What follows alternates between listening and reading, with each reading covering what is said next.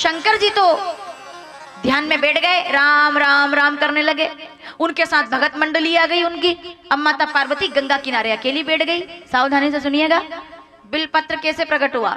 माता पार्वती बैठ गई गंगा के तट पर और सोचने लगी कि शंकर जी के साथ तो सब हैं, उनसे बात करते हैं, कथा सुनते हैं। काश काश कि मेरी कोई बेटी होती, मेरी कोई पुत्री होती, तो उसको मैं यहाँ साथ लाती। और जब तक शंकर जी ध्यान कर रहे हैं ना, तब तक हम दोनों माँ बेटी मिलके यहाँ किनारे पर बैठकर बातें करते। एक बेटी होती मेरी तो मैं ऐसे उस बेटी से बात करती तो मुझे भी, मेरा मन भी लग जाता। अब शंकर जी तो ध्यान में बैठ जाते हैं, मैं अकेली बैठी रहती हूँ। ऐसा वो सोच रही थी, ऐसी कल्पना की उनने। कहा? अशोक के पेड़ के नीचे बैठकर गंगा के तट पर काशी में माता पार्वती ने, कि मेरी बेटी होती तो मैं भी उस बेटी के साथ खेलती। और तभी गंगा की लहरों में से एक सुंदर सी कन्या प्रकट हो गई और माँ पार्वती के सामने आकर खड़ी हो गई। माँ ने पूछा, बेटी इतनी सुंदर हो, कौन हो तुम? वो कहती है, माँ। इतना कहा और आकाशवाणी हो गई, देवी जी आपने संकल्प किया कि मेरी बेटी होती और अशोक के पेड़ के नीचे आप बैठी हुई थी। ये गंगा का किनारा है, ये विश्वनाथ की नगरी है, यहाँ से कोई सूना नहीं रहता, कोई अधूरा नहीं जाता। आपकी इच्छा पूरी हो गई, ये आपकी बेटी है और आपने अशोक के पेड़ के नीचे इस बेटी को सुंदरी कहा है, इसलिए ये आपकी बेटी अशोक सुंदरी है और ये आपको बेटी के रूप में समर्पित है। वो जो आप शिवलिंग पे जल चढ़ाते हो और जो बीच जलधारी में जो नाग देखते हैं ना, वो अशोक सुंदरी है। अशोक सुंदरी का स्थान है, तो अशोक सुंदरी है। माता पार्वती ने देखा तो खुश हो गई। दोनों माँ बेटी बात करने लगी। बात करते करते दोनों का मन मगन हो गया और दोनों ने एक मिट्टी के मटके के ऊपर दीपक जलाया, मिट्टी का कलश भरा, उसके ऊपर दीपक जलाया और बात करते करते घूमते घूमते बात कर रही है और नाचने लग गई। अब सुनिएगा, बात भी कर रही है, नाच भी रही है, बात भी कर रही है, नृत्य कर रही है। उसी दिन से मिट्टी के मटके पर दीपक रख करके 9 दिनों तक वो नाचती रही। कहते हैं उसी को नौ दुर्गा उत्सव के स्वरूप में, गरबे के रूप में मनाया जाता है। जो गरबा आप खेलते हो ना, रास का मतलब जानते हो? गरबा, गरबा दीपक लगा करके आसपास बेटियां नाचती हैं। सबसे पहले गरबा किसने खेला पता है आपको? माता पार्वती और अशोक सुंदरी ने।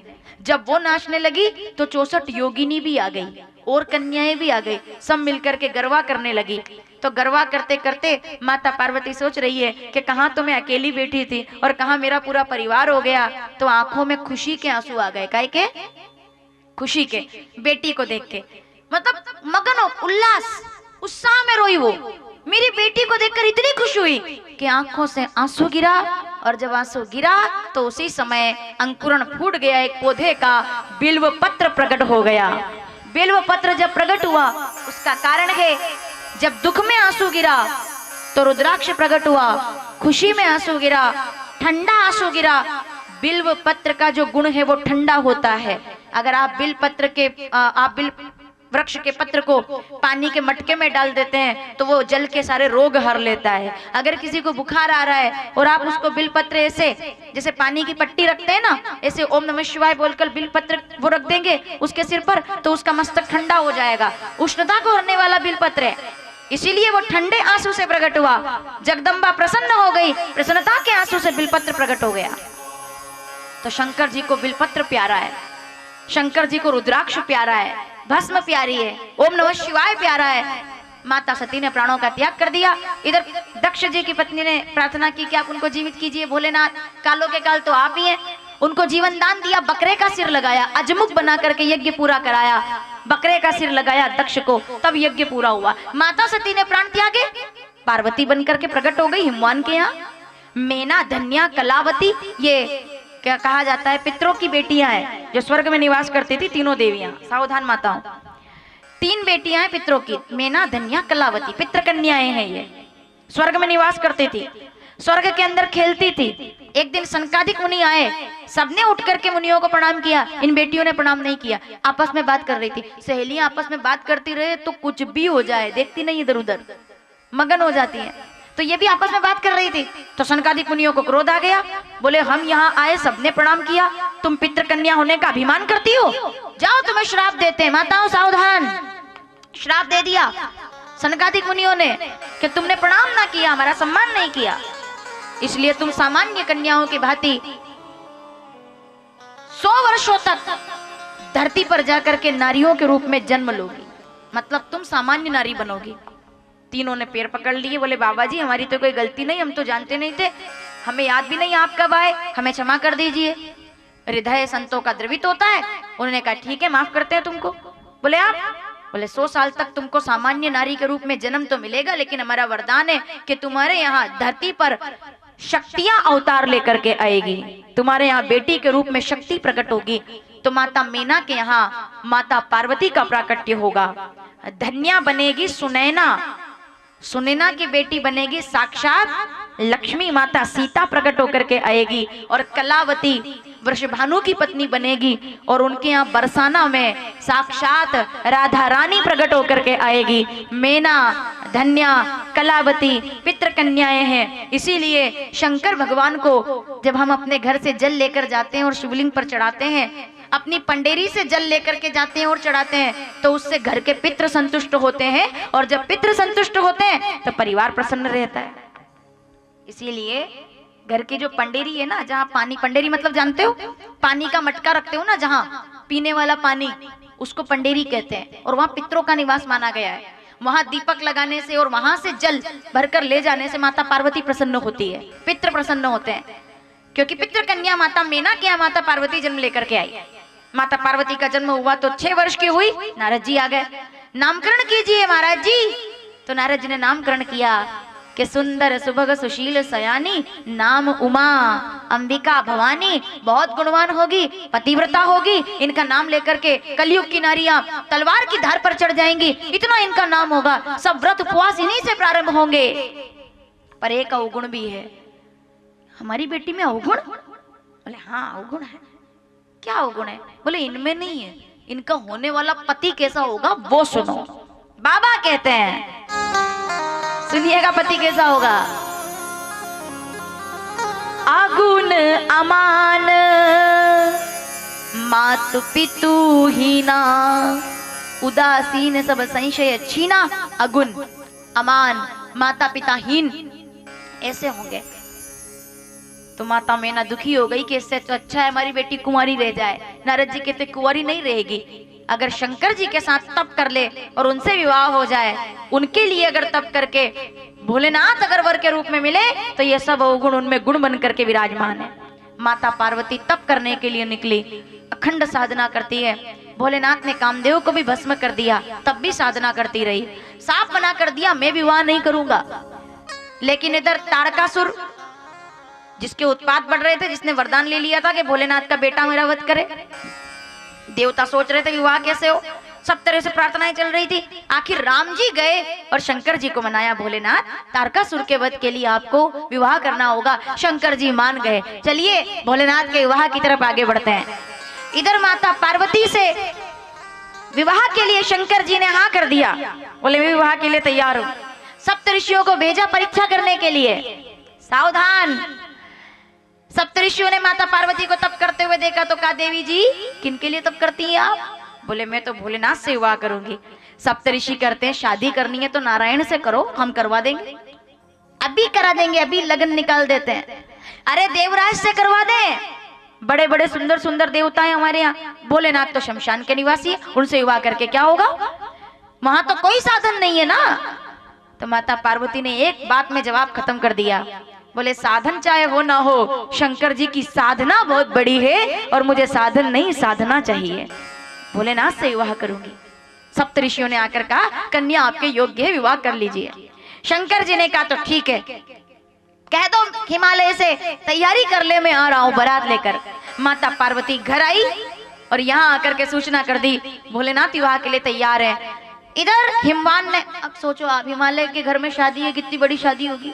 हमारे घर में शादी होती है तो कितनी सीरीज लगाते हैं, कितनी लाइटिंग करते हैं, कितनी व्यवस्था मैनेजमेंट, सब हिमालय के यहाँ शादी है, सब बेटियां आ गई, सब कन्याएं आ गई, पूरे नगर को सजा दिया गया, पहाड़ को सजा, पर्वत सज गए। किससे सज गए? सीरीज नहीं लगी, मणियां उछल उछल करके आ रही है बाहर। माता पार्वती की शादी है। इधर बारात की तैयारी हो गई, सब बाराती आगे तैयार होकर के चले गए। शंकर जी से कहा चलिए भोलेनाथ आज आपकी शादी है। ये पहले दूल्हे होंगे जो ब्यूटी पार्लर नहीं गए, सहज। शंकर जी ने कहा तो क्या करूं, शादी है तो नाचूं, विवाह तो हो जाएगा। देवता कहते हैं शादी हो रही वही बड़ी बात है, अगर भड़क गए तो करेंगे भी नहीं। तो उन्होंने कहा भोलेनाथ थोड़ा श्रृंगार कर लेते। बोले अच्छा किस बात का श्रृंगार करे? बोले शादी है।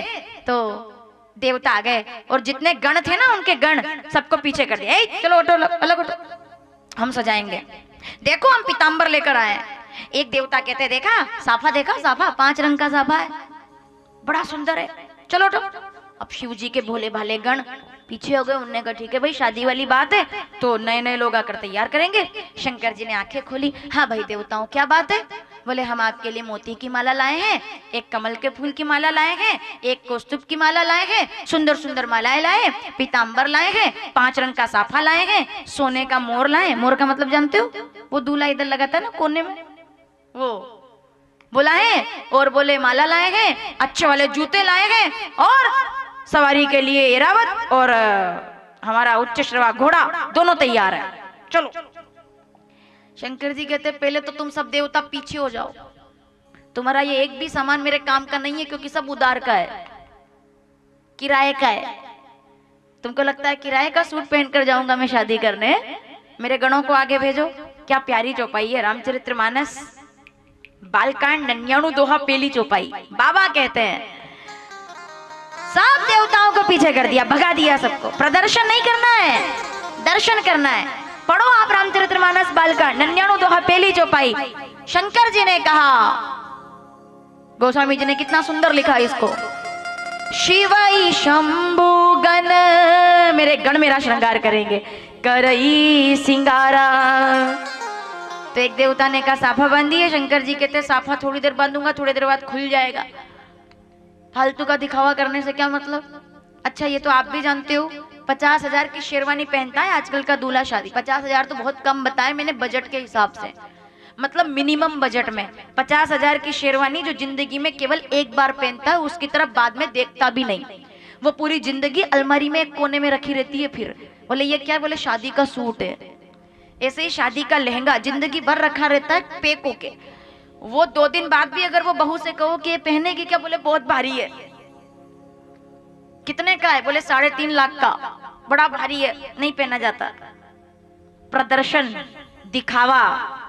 जितने में पहले के लोगों की शादियां हो जाती थी उतने में तो मेकअप होता है दुल्हन का आज की तारीख में, उतने में तो प्रदर्शन। शंकर जी कहते नहीं, ये साफा किस काम का? जटाओं को खोला और बड़का दूध मंगाया और जटाओं से साफा बांधा। मेरे शंकर जी की शादी है, कोई सामान्य शादी थोड़ी है।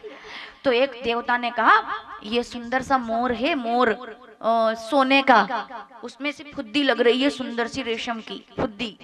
फुद्दी जानते हो वो सफेद वाला फर? बोले वो लग रहा है, ये बात। शंकर जी कहते इसके तारे सितारे तो टूट जाएंगे, मेरे को चाहिए 2 तारे वाला, 2 तारे वाला मोर। 2 तारे वाला? बोले 2 तारे चमकने वाले होने चाहिए। तो बोले हमारे पास तो नहीं है। शंकर जी कहते मेरे पास है। क्या है? बड़ा वाला सांप उठाया। बोले इनकी जो 2 आंखें ना 2 तारे हैं, लाल आंख, एकदम काला सांप और लाल आंख, ऐसे बांध करके ऐसे किया, फांफू एनिमेशन वाला, एकदम किसी की ताकत है कि श्रृंगार में आगे आ जाए। एक देवी जी आई, बोले सब तो ठीक है, दूल्हा तो ऐसा नहीं होता, फिर भी चलो ठीक है, कान में कुंडल पहनो, सुंदर लाए, मोती के कुंडल है। शंकर जी कहते अच्छा मोती के कुंडल मेरे किस काम के?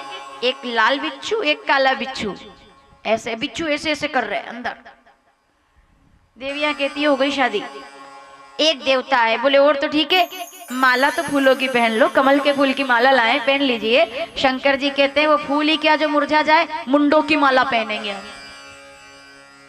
दुनिया में कोई दूल्हा मुंडों की माला पहनकर नहीं जाता, शंकर जी गए। दुनिया के सब नियम भंग करने वाले भोलेनाथ है। प्रदर्शन नहीं होगा, केवल दर्शन होगा। दर्शन कराने वाले तत्व को शिव तत्व कहा गया है। भेड़ चाल का नाम शिव तत्व नहीं है, अपने सहज रूप में रहने का नाम शिव तत्व है कि सब जैसा करे वैसा मैं नहीं हूं, जैसा मैं हूं वैसा ही रहूंगा, सादा जीवन उच्च विचार।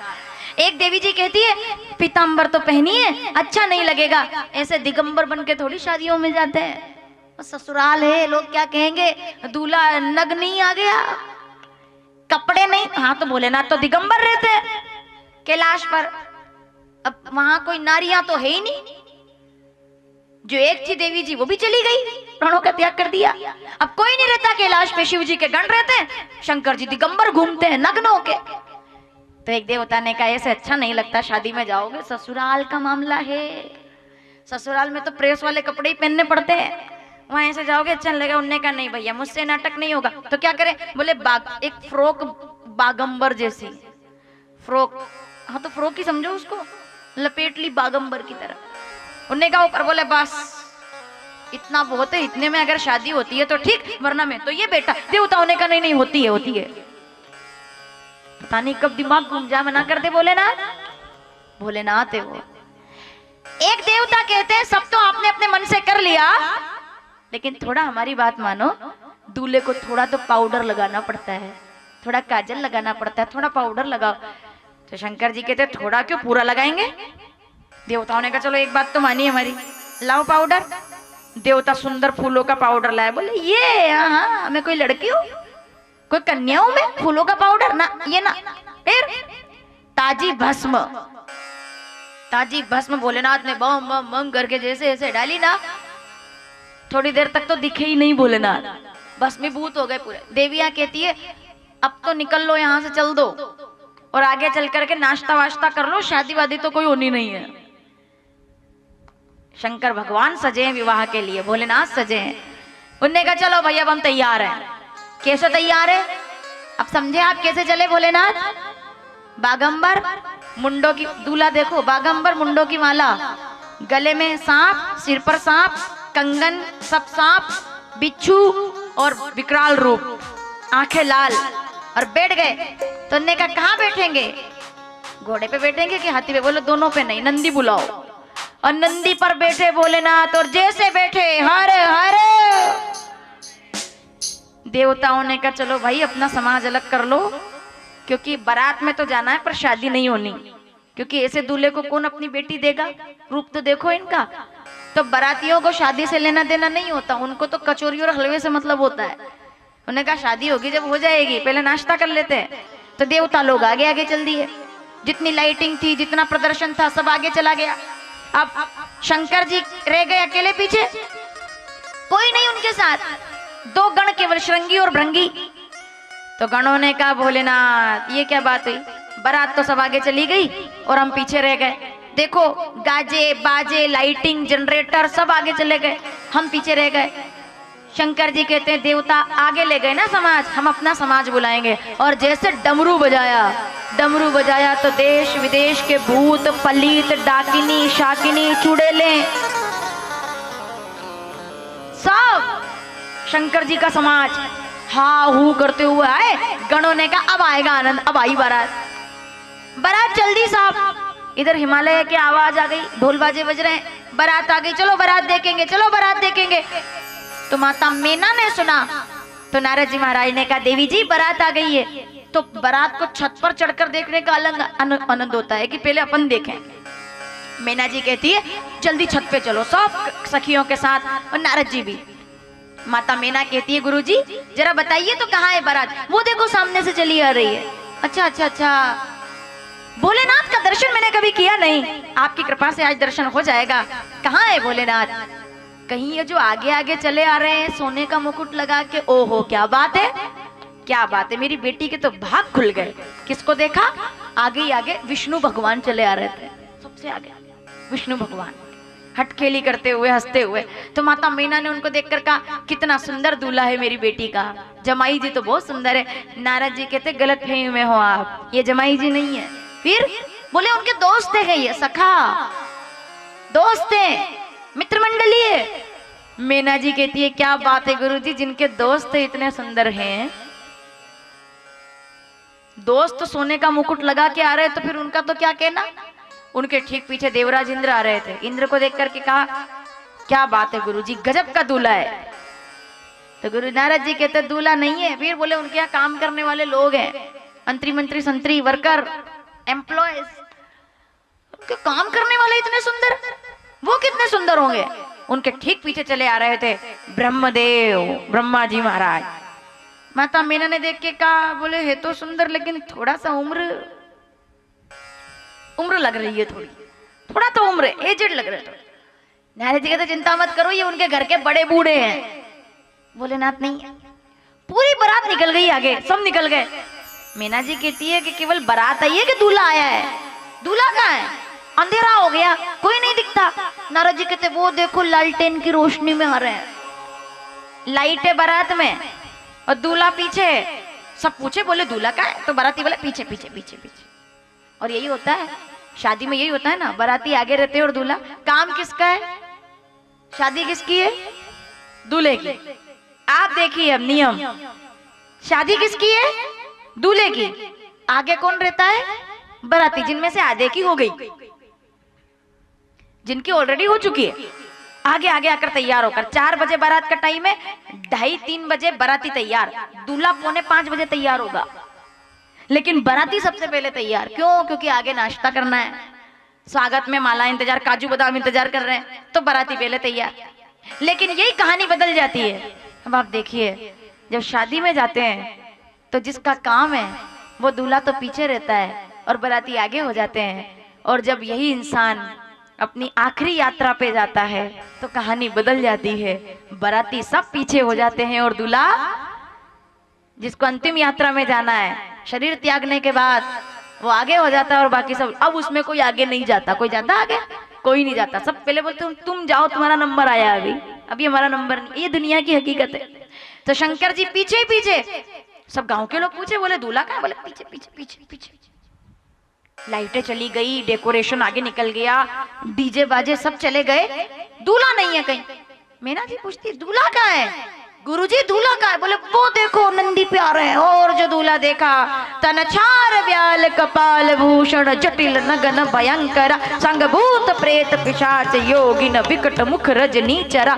जो जीवत रही बरात देखत भाग्य तही बढ़कर सही, देखई उमा सुवा गर गर बात असलर किन कही। जो हिम्मत वाले थे वो तो वहीं बेहोश हो गए, जो थोड़े बहुत हिम्मत वाले थे वो वहीं बेहोश हो गए, और जो बिल्कुल कमजोर थे वो 20 दिन बाद कोमा से बाहर आए।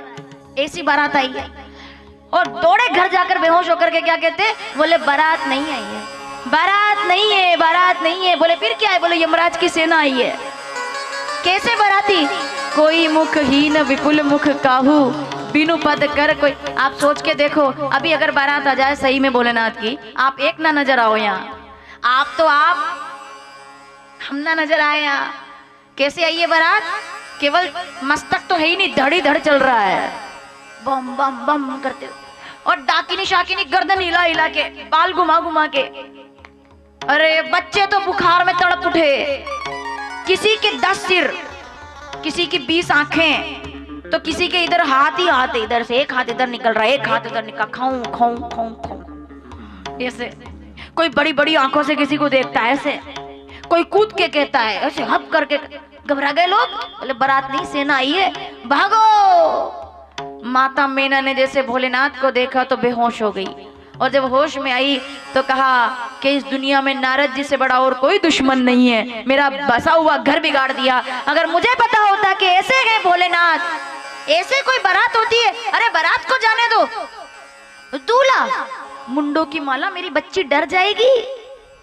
सांप, मेरी लड़की ने कभी चींटी नहीं देखी है, मेरी लड़की मखमल पर चलती है, वो रहने वाली महलों की, हिमालय पे घूमती है वो, मेरी लड़की नहीं नहीं नहीं। तुरंत आई, कुछ भी हो जाए। आज के समय में नहीं, पुराने समय से चला आ रहा सबसे फेमस डायलॉग किसी भी शादी को रोचक बनाने का, ये शादी नहीं होगी।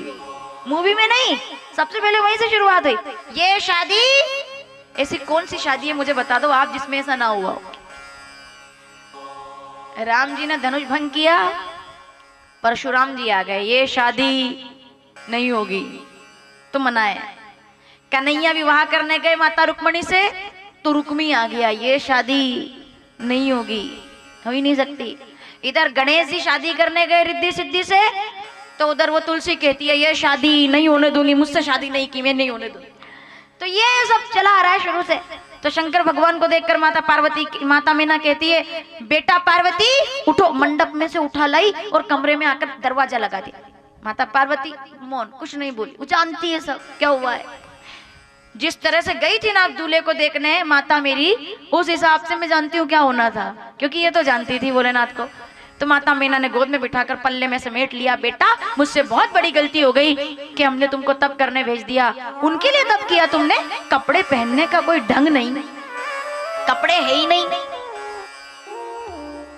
कोई घोड़े पर आता है, कोई हाथी पे आता है, बेल पे बैठ के आए।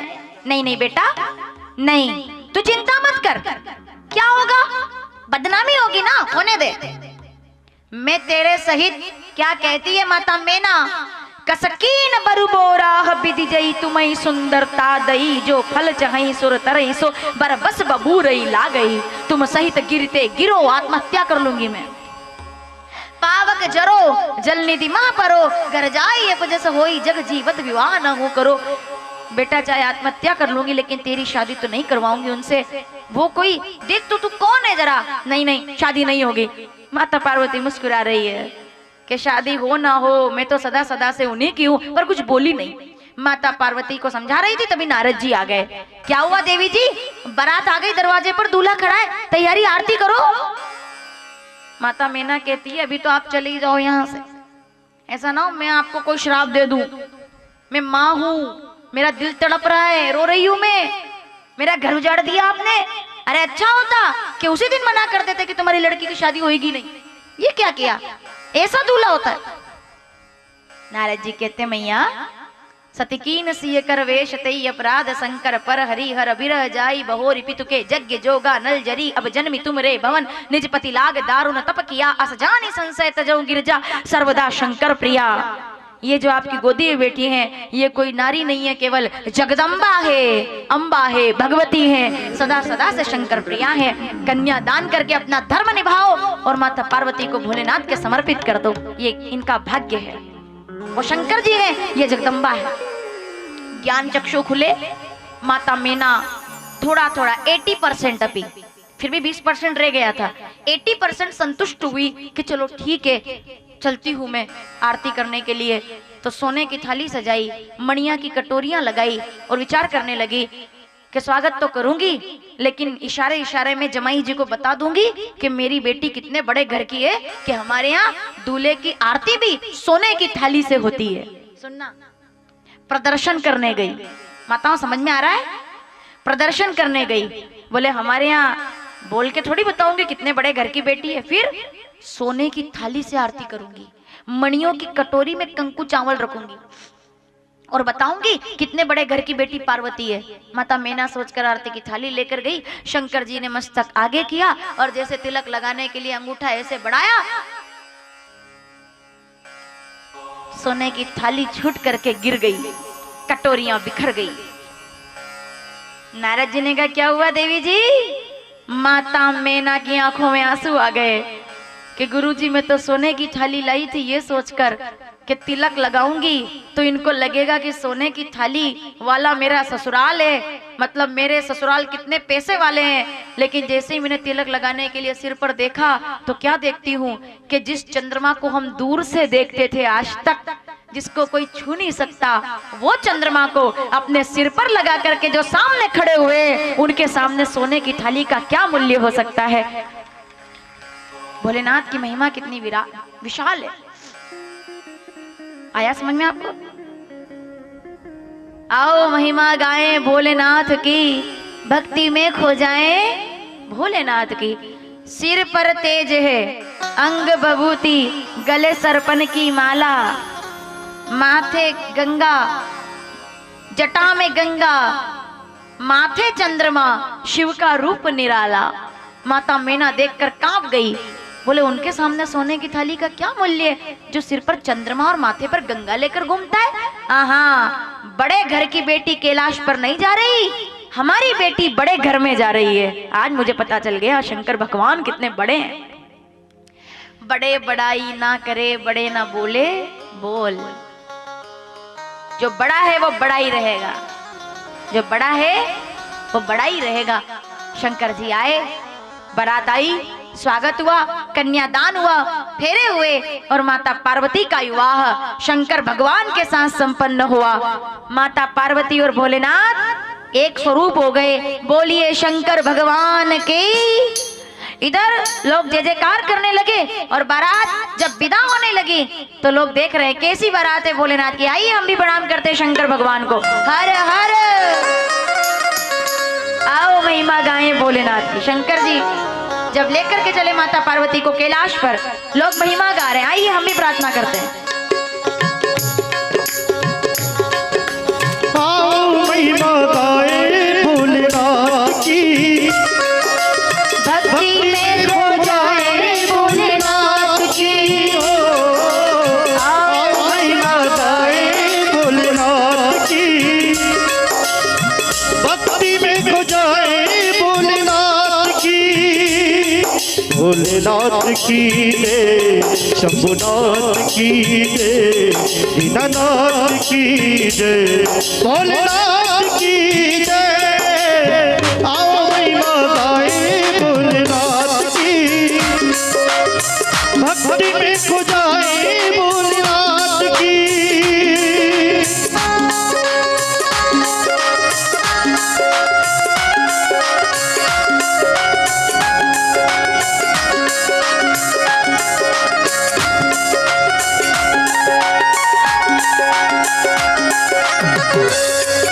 कैसे है भोलेनाथ? आइए दर्शन करते हैं शंकर जी का रूप कैसा है।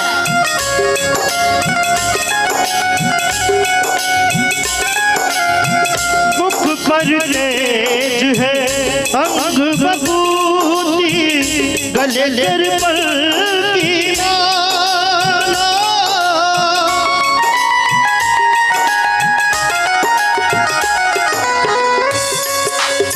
मुख पर तेज है अंग बबूती, गले निर्मल की माला।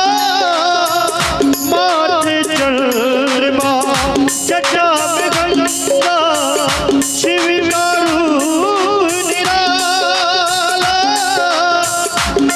अंतर्यामी सबका स्वामी, अंतर्यामी सबका स्वामी, भक्तों का रखवाला। तीन लोगों में बांट रहा है, तीन लोगों में बांट रहा है मेरे दिन रात उजाला। जय बोलो भोलेनाथ की, भक्ति में खो जाए भोलेनाथ की। आओ महिमा गाएं भोलेनाथ की, भक्ति में खो जाए भोलेनाथ की।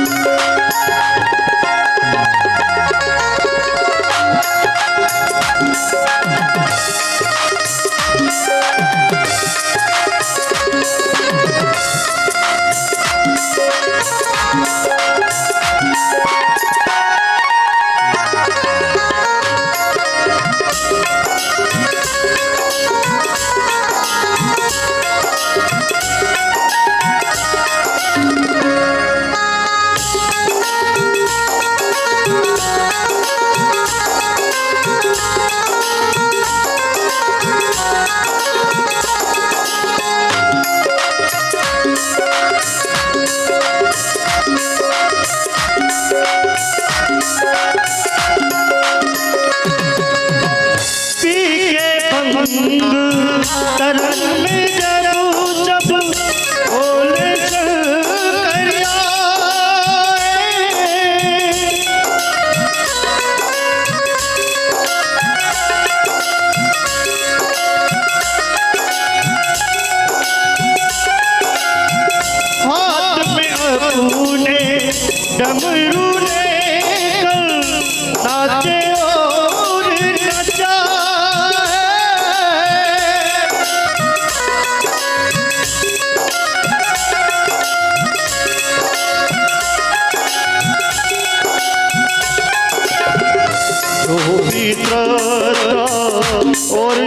भक्ति की, जो भी श्रद्धा और भक्ति की, मन में जोत जलाए।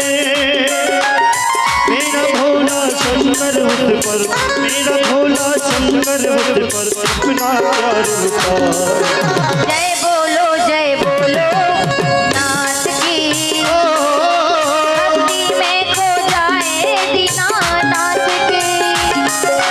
जय बोलो भोलेनाथ की, भक्ति में खो जाए भोलेनाथ की।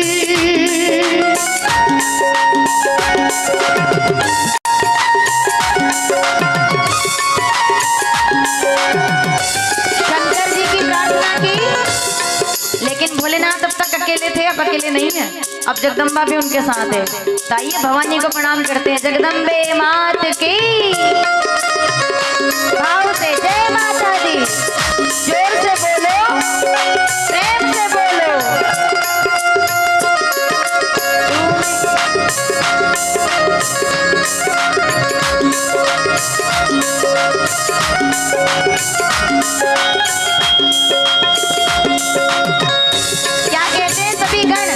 अब तक भोलेनाथ हमारे थे, अब तो माँ भगवती भी हमारी है, जगदम्बा भी कैलाश पर आ गई। मैं बालक तू माता शेरवालिए, ये टूटिए नाता शेरावालिए। मैं बालक तू माता शेरवालिए, ये टूटिए नाता शेरवालिए। मैं बालक तू माता शेरवालिए, ये टूटिए नाता शेरावालिए।